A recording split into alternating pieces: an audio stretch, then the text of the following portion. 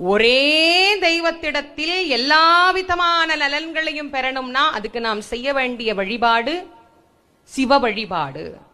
சிவ வழிபாட்டை நாம் எடுத்துக்கொண்டு சிவபெருமானை நாம் வழிபட ஆரம்பித்தால் எல்லாம் சிவமாக நமக்கு தெரிய ஆரம்பிக்கும். எல்லாம் சிவம் என்றால் எல்லாவற்றிலும் இருக்கிற அன்பை நம்மால் உணர முடியும். எல்லாவற்றிற்குள்ளேயும் இறைவன் இருக்கிறார். அந்த இறைவன் சிவத்தின் வடிவமாக இருக்கிறார். சிவபெருமானை வழிபடுவதனால் இந்த உலகத்தில் நமக்கு 2 இல்லாமல் போகும்.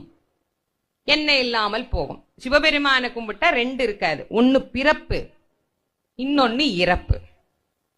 பிறப்பும் இறப்பும் இல்லாமல் இருக்க வேண்டும் என்றால் சிவ வழிபாடு ஒன்றே அதற்கு துணை செய்யக்கூடியது. ஏன்னா பிறப்பும் இறப்பும் இல்லாத பெருமானை நாம வழிபாடு பண்ணும் போது நமக்கும் பிறப்பும் இறப்பும் இல்லா